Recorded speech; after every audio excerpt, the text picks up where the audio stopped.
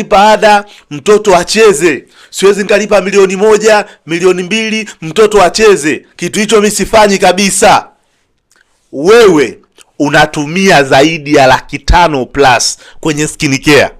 Na kuna sehemu wewe uendi bila makeup. Sawa? Tangia umeanza kutumia skincare hujawahi kuulizwa haya mafuta unapaka mafuta gani, kwamba watu wanaona matokeo. Hujawahi. Bila makeup ukipigwa picha ni ugomvi.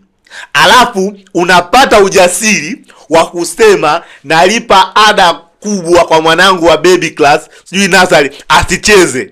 Sasa kati yako wewe na mtoto huyu malaika, nani anachezea hela? Huyu akicheza anaimarisha afya. Huyu akicheza anaimarisha stadi za awali za kusoma, kuandika na kuhesabu na kufikiri. Kwa sababu kwenye michezo anaimarisha macho na mkono, muunganiko wake, eye to hand coordination. Anaimarisha teamwork yake. Anaimarisha emotional skills yake akiwa anacheza, lakini anaimarisha thinking capacity yake. Afisa, kuna wewe mwenzangu, budget unabadilisha, yani unaanza tu viwanda. Leo ulikuwa kiwanda hiki, kesho unaenda hiki. Unaama tu maduka. Leo ulikuwa duka lile, kesho unaenda duka lile. Ukiambiwa hizi nzuri zimekuja umo. Ukiambiwa hizi nzuri, nani anachezea hela? Hujawahi kuulizwa mafuta gani mwenzetu unapaka. Hujawahi. Bila makeup utoboi mjini. Utoboi mjini. Ukipigwa picha bila makeup unakasirika. Ujasiri wa kumwambia mtoto anachezea hela kisa anaenda shule anacheza, unautoa wapi? Na mamlaka hayo amekupa nani?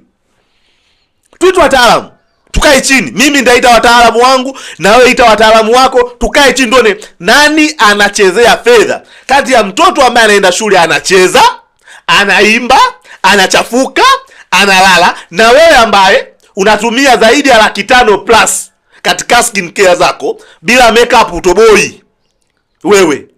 Hujawahi kuulizwa. Ukiulizwa unapaka mafuta gani, basi amekutoa mapele ndio utaulizwa, lakini asipokutoa mapele nobody ask you. Tusiwape pressure watoto wadogo katika namna ambayo itawaletea matokeo mengine mabaya. Tutapambana, tutaendelea kupaza sauti mpaka kieleweke. Kama ambavyo nyie mnapoteza hela kwenye mambo yenu mengine, sawa? Basi msiwaingilie watoto kwenye utoto wao wa kucheza cheza. Mkiwaingilia na mimi nitawaingilia huko huko mpaka kieleweke.